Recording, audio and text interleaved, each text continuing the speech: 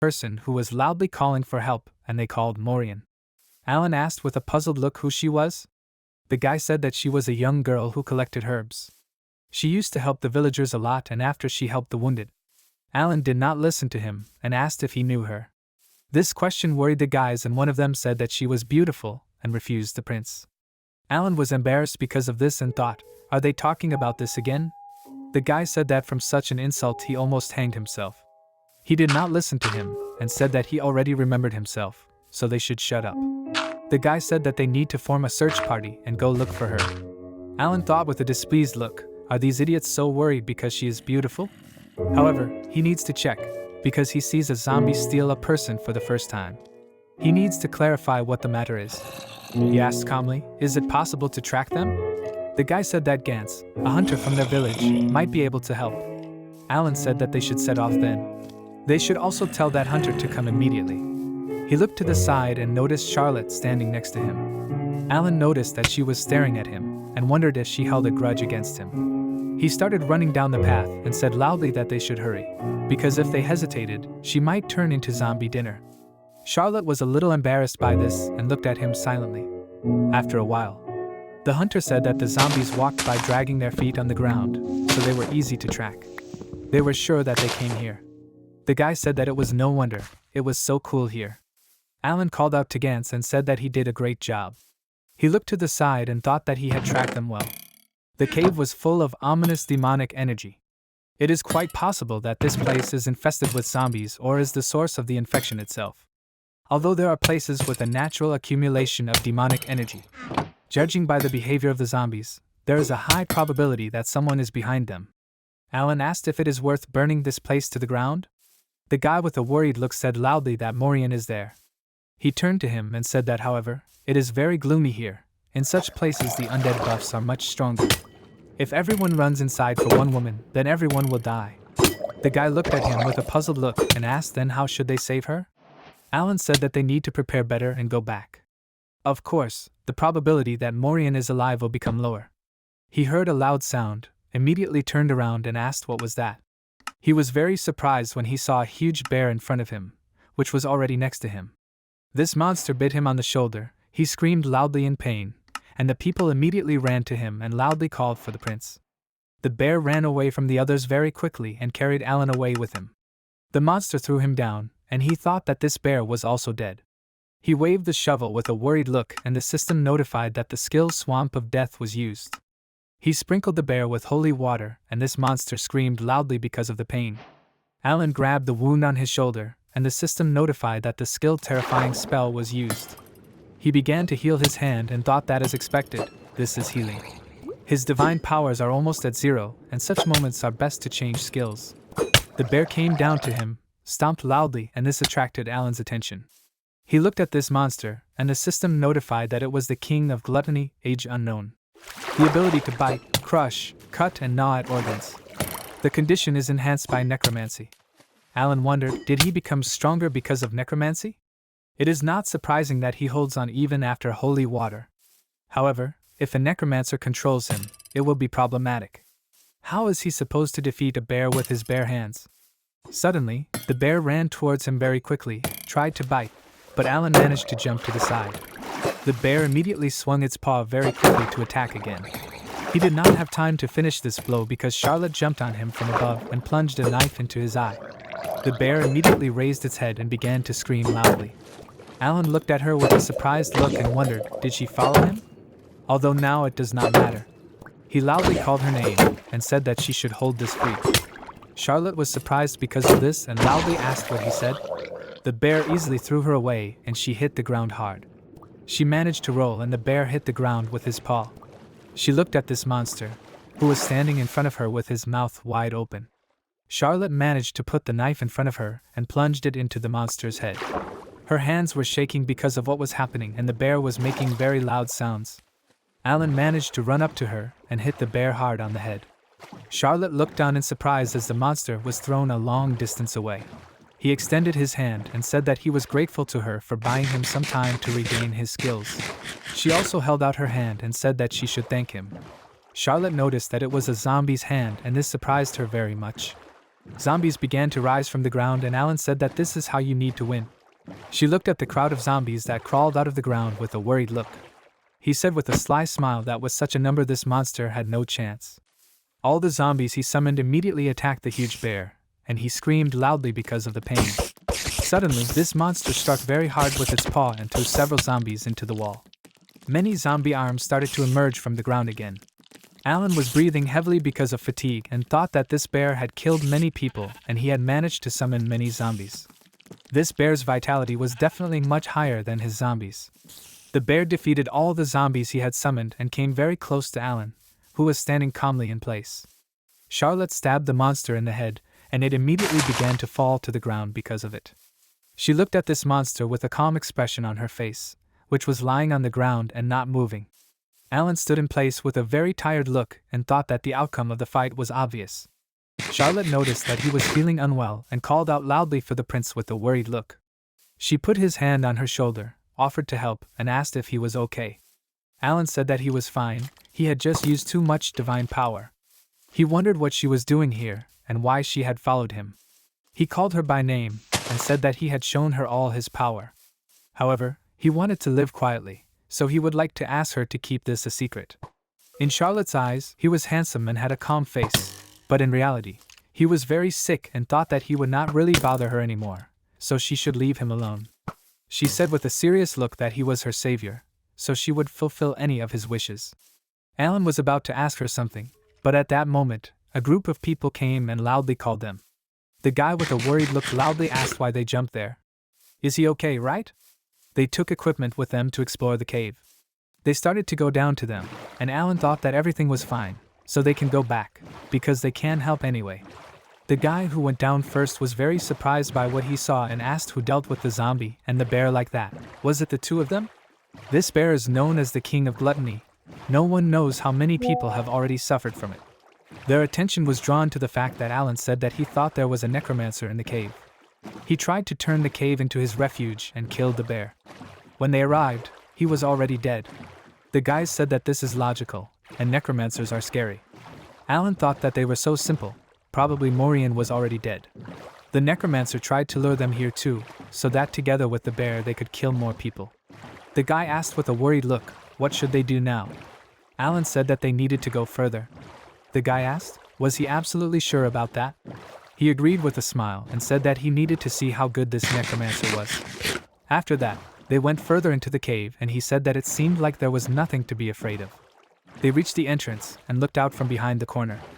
The guy was a little surprised by what he saw and told the prince that Maureen was there. The guys immediately ran to her, called her name loudly and said that they came here to save her. Alan looked at her with a surprised look and thought that the necromancer used her as bait to make it easier to kill her and take control. He had a guess about her, and a system window appeared in front of him. Maureen called the prince with a kind smile and asked if they all came to save her. Alan quickly walked up to her and suddenly hit her in the face with a shovel. Because of this blow, blood flowed from her mouth, and it surprised everyone who was present. He said with a calm expression and said that it was his fault, he should have hit with the sharp part. The guys walked up to Maureen and loudly asked if she was okay. One of them turned to the prince and asked what was the matter. Alan said that he could see everything. The system window said that it was Morgana, 63 years old. Skills, honey trap, necromancy, curse and murder. He thought with a calm face that Maureen was not a bait. Morgana looked at him with a worried look, called the prince, and said that he must have misunderstood everything. Alan said that he was not going to listen to her. They should not be deceived by her. After all, she is a necromancer. The guys were very surprised by this and asked loudly what he said. Alan surprised her very much by saying that it was not her name and age. Morgana said with a frightened look that a necromancer dragged her here and tortured her. Alan asked with a calm look, did she really think that they would believe her for such an innocent face? He took out a small bottle of holy water and said that then she should drink it. If she was a necromancer, then her organs would melt, but for humans it was the best medicine and all wounds would heal immediately. Morgana looked away with a worried look and said that he shouldn't give her such valuable things. Alan said that he agreed that it was very valuable, so she should drink it. After that he brought the bottle to her face with a scary smile, and it scared her very much. Morgana looked at his face with a very frightened look and wondered how he guessed. She had a perfect disguise, No one suspected anything while she was playing Morian in the village. How did the prince manage to see through her? What kind of power does he have if he could deal with a bear? Alan looked at her with a displeased look and asked, "Is she not going to drink this?" The prince gives it right into her hands, and she does not lift a finger? Morgan's face began to change, a dark aura emanated from her, and she said that she was going to get rid of him during the death wave. She attacked very quickly and broke the bottle that Alan was holding in his hand. Her disguise finally disappeared. She summoned the dead and said that now he only accelerated his death, and she tried to prolong his life. She said loudly with a wide smile that he will have to die here. Alan quickly defeated the skeletons she summoned and asked, how dare she treat him with such arrogance? They must leave here while he is kind. Morgana didn't notice Charlotte, who quickly came up behind her and asked what was going on here. She pushed her to the ground with one hand with a calm expression and held a knife in the other. Alan stroked the skeleton's head with a smile and said that she had done a great job. Morgana asked loudly with a worried look, who was he and what did he do with her skeletons? Was this shovel the source of his power? Alan walked towards her, agreed and said that they were making good shovels now. She said loudly that this was definitely not an ordinary shovel, it was probably a sacred relic. He looked at her with a smile and said that this was the last thing she should find fault with. She would do better to think about herself. Morgana looked worriedly at the blade of Charlotte's knife, which she held to her throat. After some time, she was hit hard in the face. Her hands were tied and she said that her name was Morgana. She was a necromancer 63 years old. The guys were very surprised by this, and Alan asked if she was going to confess. She said loudly that she would tell who ordered to kill him, so she was asking for mercy. He asked, so it was someone's order? Morgana agreed and said that she was ordered to lure him and disguise it as suicide. Alan was surprised by this and thought, so he was forced to commit suicide? Does this mean he was not that pathetic? Morgana was confused by his expression and thought why he was so indifferent. She quietly said that the Dark Church ordered to kill the seventh grandson of the Holy Emperor. With the help of the bear, she realized that he was also a necromancer, and if the church found out about this, they would not let him go so easily. Alan approached her and asked, so she saw him? He called Charlotte and said that they would have to kill her. She agreed and immediately put a knife to her face. Morgana was very scared because of this and said loudly that they should stop. She will keep all of this a secret. She will tell him everything about the Dark Church. Alan with a wide smile slapped her in the face and said that if she can tell everything so easily, then it is not worth it. Her fate will be decided by the villagers. The guys with a very angry look looked at her, and he said that there are many people here who have lost members of their family because of her, and sins must be paid for. She begged for mercy and screamed loudly when the guys started to beat her. Alan with a calm look asked what he was going to do with her. The guy looked at her and said that she should receive as much evil as she did. The guys started to carry her away and one of them said that they will torture her to death and then leave her in the forest. Then her body will be gnawed by animals and her remains will become undead. Isn't this a worthy death for a necromancer who mocks the dead? Alan agreed with him and thought that it was expected of them, quite brave. After a while, he put some books on the table, remembered the past and thought that he couldn't find out everything, but he managed to steal a couple of books. He opened one of the books and thought that it would be great if he could talk to spirits, but it seems that he won't get such a skill here. Alan remembered Morgan's words and thought that this woman mentioned a death wave. He needs to read more about this and about the murder. Are his brothers behind this? Since he is a prince, maybe they tried to get rid of a competitor for the throne. Alan closed the book and said that this is a struggle for power. How confusing everything is. Is this the reality of a member of the royal family? What if he really gets killed? He thought that he needs to improve his skills as soon as possible. Charlotte thought with a slightly worried look, will His Highness be killed? Everyone says that the prince has changed. He is not very big, but he is always the first to rush into battle. He single-handedly saved many lives and even held a funeral. He remembered that one of the villagers had said earlier that while she was recovering, the prince had been taking care of her parents' bodies. Currently, Charlotte clenched her fists and thought that he had saved her and her parents. She wanted to thank him, but it wouldn't be enough. She looked at the books he had brought and thought that it was dangerous to be around him, but right now he needed protection. She picked up a book called the Imperial Swordsmanship Manual and thought that then, in order to protect the great prince, she would have to become stronger. Alan read the book and thought that the undead evolve over time. When zombies' bodies decompose, they turn into skeletons. But if they manage to keep their bodies, they become a stronger version ghouls. A ghoul turns into a Dullahan, he into a vampire. The more they evolve, the smarter and stronger they become. When zombies are in the dark, the mana accumulated in the darkness triggers the evolution process. That's why these creatures strive for strong mana.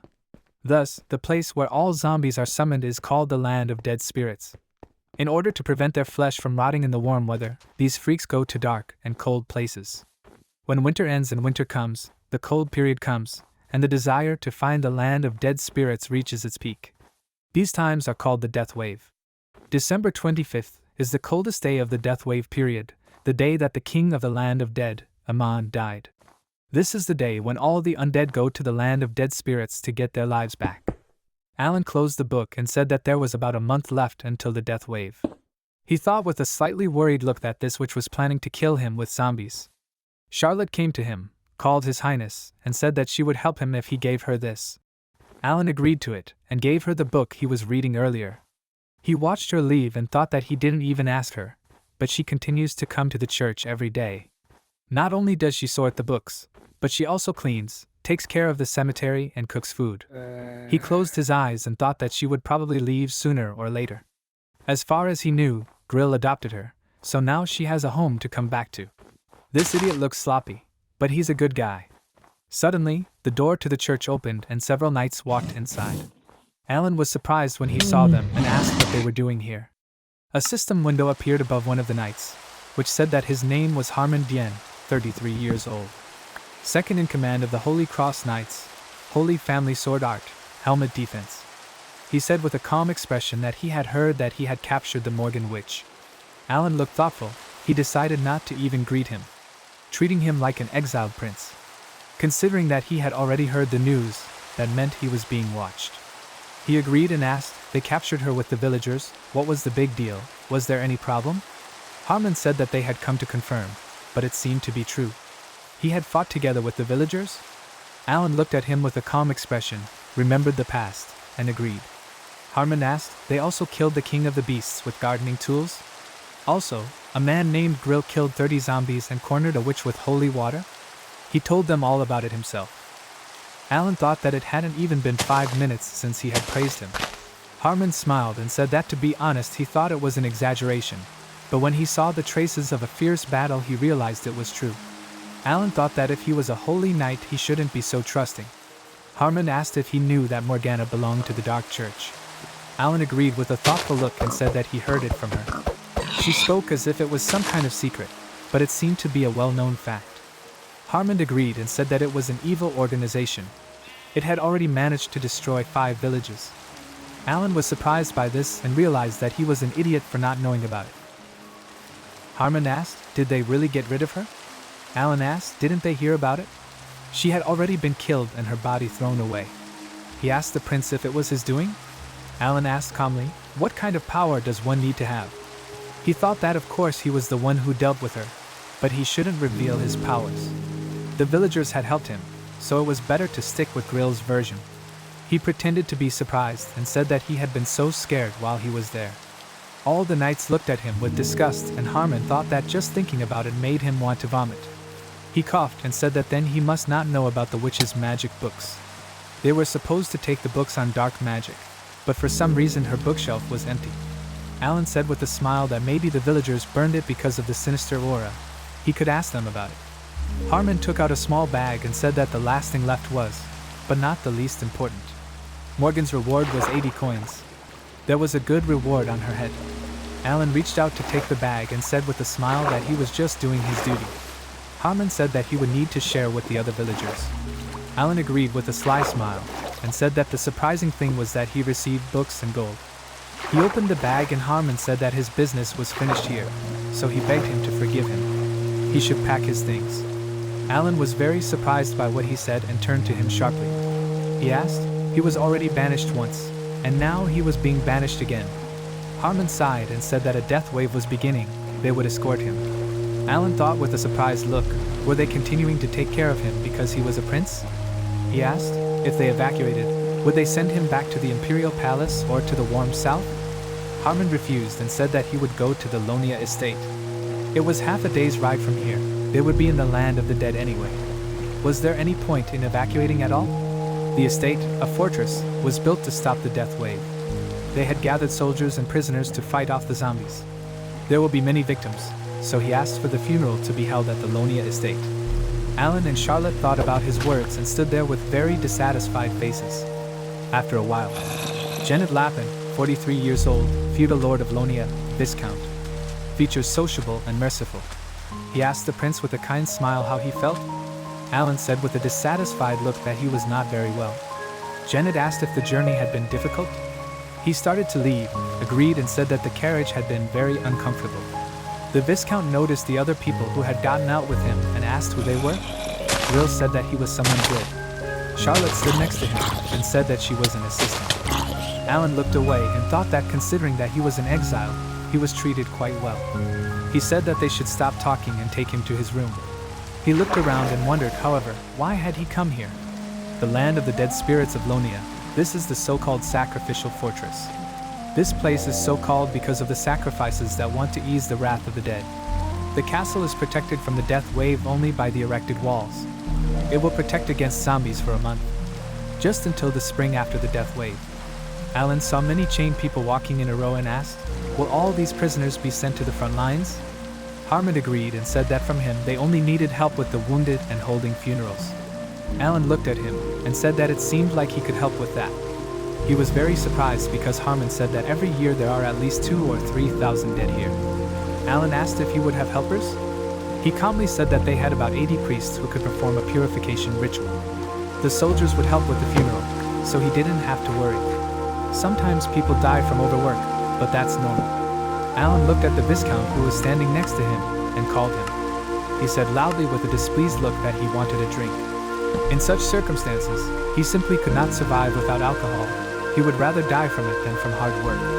Immediately after that, they began to bring him bottles of alcohol, and he loudly told Charlotte that she should have fun with Grill for now. He took 2 bottles of alcohol and said that they should return before the death wave began, because they still had to protect him.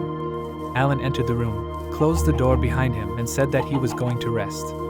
Charlotte stood still and thought that the prince should trust them. Harmon thought that he had become quite mature. Alan stood with his back to the door and thought that he had played well. Of course, he was not going to drink it. He touched the bottle and turned the alcohol into holy water. He looked at this bottle and thought that, however, he could not cope without holy water. It would be better for him to fill the vessels with holy water and drink it to cheer himself up. If he continues to transfer energy into the water, he will learn to control the power better. Alan's attention was drawn to the gun hanging on the wall. He picked it up and thought that he had read that there were guns in this world, but he didn't think that they were so common. In this world, almost no one uses them and people prefer melee weapons. This is because the world is teeming with monsters, and guns are only used for fun. The thing is that the gun needs mana instead of gunpowder. It can be charged by filling it with mana or holy water, but the mana consumption is too high. That's why experienced mages can only shoot 5 times. It takes 5 minutes to create a bullet with mana, no wonder no one uses it. Alan began to charge the gun and said that in movies, zombies are killed with 1 shot. He needs to create a bullet, aim at the zombie and shoot. He pulled the trigger, fired a powerful shot and the system announced that he had successfully created a bullet with holy water. Alan looked at the hole in the wall left by the shot with a very surprised look, and the system announced that the divine energy was activated. Everyone heard the shot and called out loudly for the prince and asked what the noise was. After a while, the soldiers looked at Harmon and one of them quietly said that the deputy seemed to be in a bad mood. He was probably worried about the approaching wave of death. And he thought it was all because of the 7th prince. Harmon screamed because he heard what they were talking about. He turned to them and asked with a displeased look if maybe they would rather watch the prisoner instead of talking to each other. They agreed and left immediately. Harmon closed his eyes and thought that they were right about something after all. He had heard a loud noise yesterday. He remembered Alan saying yesterday that they shouldn't peek into a sensitive teenager's room. They were invading his space. Harmon had passed by a hole in the wall, called him an idiot, and said that he was sure that he had broken something. He remembered Parlock saying earlier that he had changed a lot after the suicide attempt, as if he had lost his memory. He had done everything that was necessary at the cemetery and had even fought against a squad of zombies and saved them. Harmon looked up with a thoughtful look and thought that the villagers were talking nonsense. It was quite possible that he was blackmailing them. How did that idiot manage to defeat such a powerful necromancer like Morgana? It seems like the guy named Grill is really strong. Things are only getting more confusing. It would be better to write a letter of recommendation so he can take the Holy Night exam. He heard loud screams, turned around and wondered, was it the prisoners rebelling again? He ran out from around the corner and asked loudly, what were they doing before the big battle? He was very surprised when he saw Alan holding a shovel to a guy's throat. He looked at him with a very displeased look and asked, does he really not know who he is? The day after arriving at the Lonia mansion, people started dying from illness and overwork. Alan was digging graves and thought that it was no wonder they cared about him so much. He just wanted to put him to work. He had a mask and the system announced that it was a bird-beak mask with a cleansing spell cast on it to prevent infection. Alan wiped the sweat off his face and thought, isn't time running out yet? It seems like the zombies aren't even getting any closer yet. Someone screamed, which caught his attention, and the man said that he was calling the one who raised his head. One of the guys asked with a smile if he wanted to rest for a while. The system announced that it was Hayes Hedron, the eldest son of the Earl. He said that judging by his face, he was a student of the academy. Alan walked up to them and asked, did he mention the academy? Hayes asked, isn't he here because of disciplinary punishment? The other guys said that children from noble families can easily get an exemption. It's obvious that he's just a guy from a village on the outskirts. If he wants to live peacefully and quietly, then he better listen to him. After all, he is the eldest son of Earl Hedron. Hayes said with a smile that he wouldn't have come all this way if he hadn't been looking for a servant. He pointed to Charlotte and said that she would do. Alan said her name and he asked, so she's his servant? He liked her because she looked pretty good. He said he would take care of her, but she ran away in fear, and then made him raise his hands. Alan started to leave and thought that he would rather dig graves than talk to these idiots. Hayes noticed this and asked if he was leaving already. He screamed and called the servants, which made Alan stop. Charlotte looked at him and asked if he was talking to her. Hayes agreed and said that she should come here. He grabbed her hand and said that it would be better if she had fun with them, and not with her busy master. Charlotte refused and said that she had no time for that now. Hayes asked with a smile, didn't she understand what was going on? No one was going to have fun with such a commoner. He did not have time to finish and began to scream loudly in pain because Charlotte squeezed his hand too hard. This surprised his friends very much, and they called him loudly. Alan watched calmly and thought that she could have broken his arm. Hayes looked away with a displeased expression, insulted her, and asked loudly if someone like her had nothing to show except strength. Alan sighed calmly and said that she should stop. They were both very surprised when Hayes said loudly that she showed what monstrous freaks her parents were. She must be a lot like them, considering that half of the dead people in the country become zombies. Her parents were destined for the same thing. Alan was very angry about what he said, walked up to him and swung the shovel. He stuffed the shovel into the ground next to him, and Hayes was very scared because of this. He reached out his hand with a very scared expression and tried to ask something, and Alan said that he made a little mistake while digging the grave. Hayes was about to ask something again, but he immediately hit him in the face and said that his hand slipped.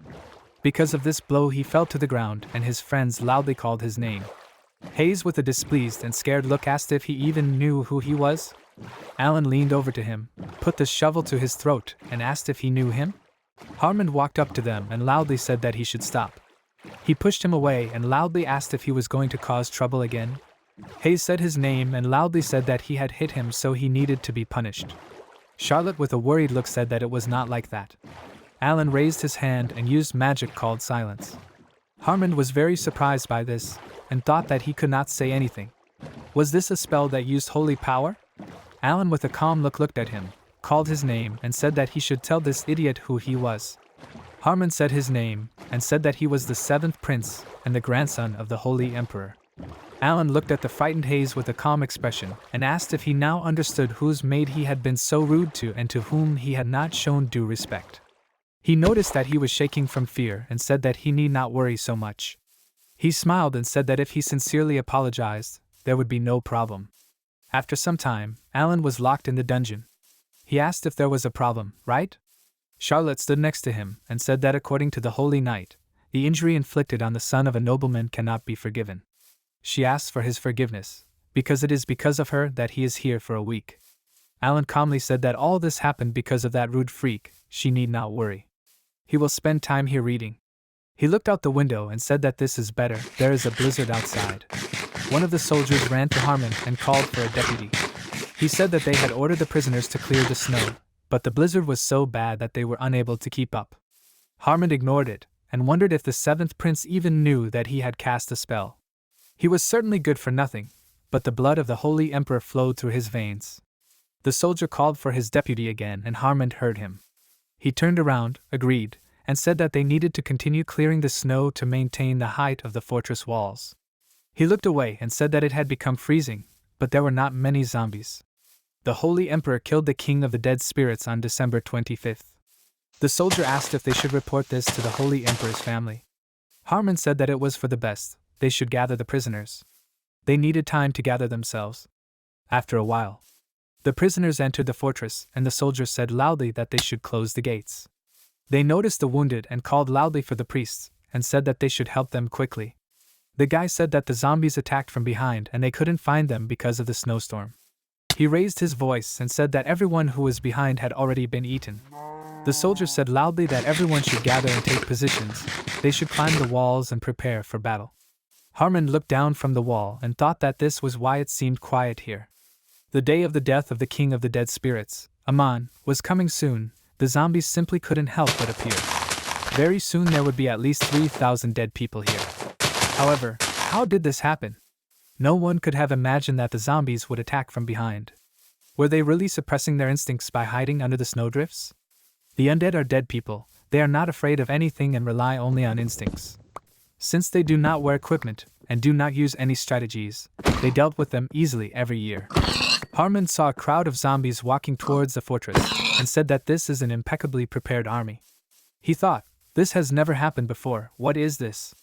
He was very surprised when one of the monsters loudly called out to people, and said that they should be afraid and wait for their death. Their fear is justified, because he is the judge of this world, the Messiah who will save this world through death. He is a follower of the god of death Udai. The system notified that this is a vampire count, age unknown, can deprive mana with a bite, an arrogant necromancer. At the same time, Alan was sitting in his cell and thought that it was very noisy outside. For some reason, they are delaying the food, what happened there? He went to the window and asked how they dared to leave the prince hungry? Jennid came to him and loudly called His Highness. Alan turned to him and said that he was not trying to escape from prison. He said loudly that he should get out of here quickly. He went to the bars and said that he was still under arrest. Jennid said that it was not the most important thing now, since there was a whole squad of the dead outside. Alan asked, so they were short of workers, right? He said that was not the case, there really was a whole horde. The vampire brought a regiment of zombies with him. Alan asked, maybe they imagined it? What was such a high-level monster doing here?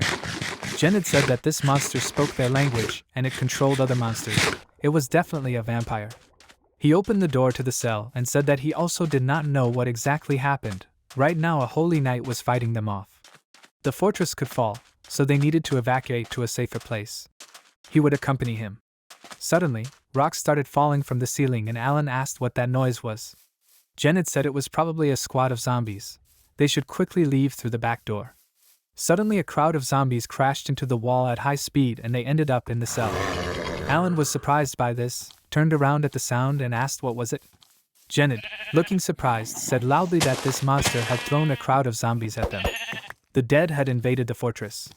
Alan, looking displeased, took a shovel and thought that since they were already being attacked here, he was afraid to imagine what was outside. He closed the door to the cell and said loudly that he should quickly come to his senses and go command the soldiers. The more people they killed, the more zombies there would be. Jennid was going to run away and said that he would go look for shelter for the residents. Alan, looking worried, continued to hold back the crowd of zombies and wondered what he should do. Before this, he had coped with everything because the monsters were not very high level. However, now there were too many of them. He began to use magic and thought that in such a situation he could only run. He released holy water and the zombies began to scream loudly because of the pain. When all the zombies fell to the ground without strength, Alan opened the door to the cell. He went further and thought that he should take advantage of the moment and quickly go outside. He went through the hole in the wall and immediately heard the loud screams of the inhabitants. He saw a crowd of zombies attacking the inhabitants and soldiers, which made them scream loudly and call for help. The wounded guy who was bitten by the zombies screamed loudly and said that there was nowhere to run. Soldiers with shields stood between the zombies and the inhabitants, and one of them loudly said that they should retreat quickly. They would push them back with their shields. They turned around and loudly said that there was also a crowd of zombies behind them. They were attacked and they screamed loudly in pain. Alan heard all this with a displeased look and thought that he did not know how much longer he could hold out thanks to the holy water. He raised a shovel over his head and said that everything was not going as he planned. He stuffed the shovel into the ground and said that he felt like the goddess Gaia was angry because she couldn't control him. He started using magic and the system announced that a blessing was spread. He created a large amount of holy water and it started falling on the ground. The zombies raised their heads and looked up at the sky and their skin started melting due to contact with the holy water. They started screaming loudly in pain and grabbed their burned areas. The people were surprised by what happened and asked, "Are zombies melting in the rain? They should look at this, the wounds are healing. Is that holy water? Drops of holy water are falling from the sky. It must be Gaia's blessing." The man said that the prince did this. They should look over there, the holy water is surrounding His Highness. Alan was very tired because he used too much power to use magic. The villagers looked at him and asked, "Can he use holy water?" He may be an exiled prince, but he is still the grandson of the hero who stopped the king of the dead spirits, Aman, 50 years ago. The soldier looked at the villagers and asked loudly, "Does any of the villagers need help?" The Lord opened the basement of the mansion. "He will take them, they should follow him." The villagers immediately ran to him and said with happy faces that they were alive. They did it. They thanked His Highness while continuing to run. Alan said with a tired look that he only caused it to rain inside the fortress, and he was already very tired. He called the soldiers and said that they did well. They will have to go with him and help the Holy Knight. The soldiers apologized and said loudly that they did not have suitable weapons. Alan pointed his finger at him and said that the undead cannot be disposed of with such ordinary weapons, so he will grant them a blessing.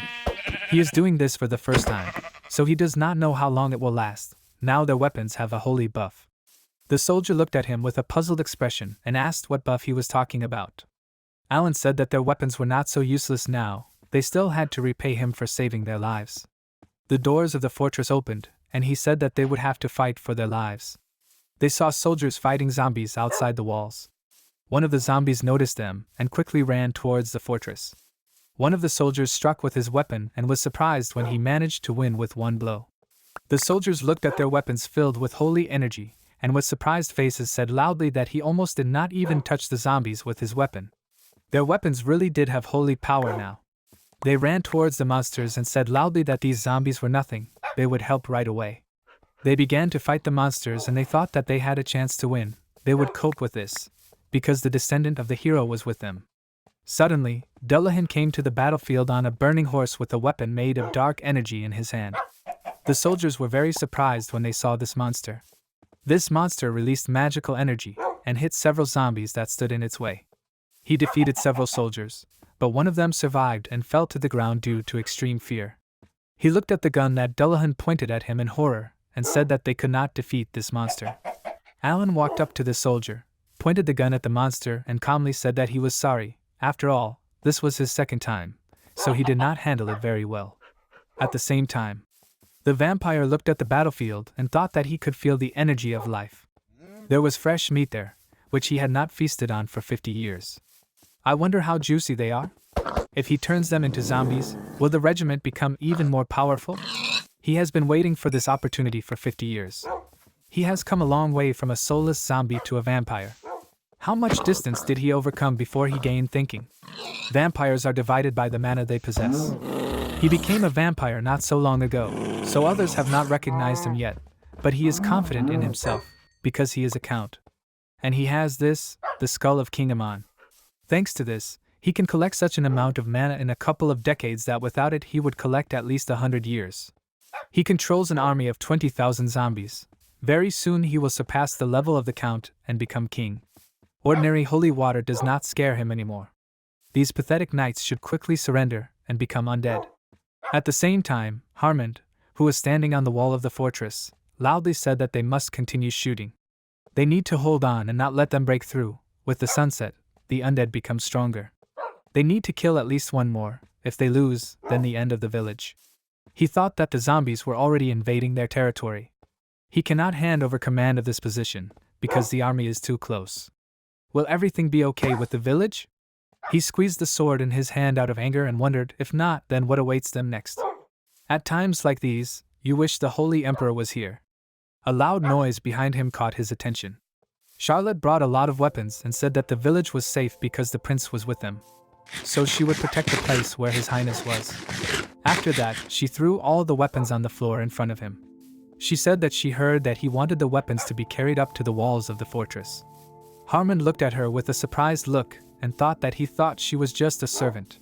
Even experienced warriors can't carry so many weapons, so where did she get such strength? He said that even a child like her is trying, but he is not weak either. He looked towards the battlefield and thought that they should be able to handle it. At worst, he will break through and cut off the vampire's head. At that moment, a huge monster was putting zombies into a catapult. They looked to the side, saw a ball of zombies flying towards them, and the soldiers said loudly that a whole crowd of the dead was flying into the castle. Harmon stood in front of Charlotte and said loudly that it was dangerous, so she should stand behind.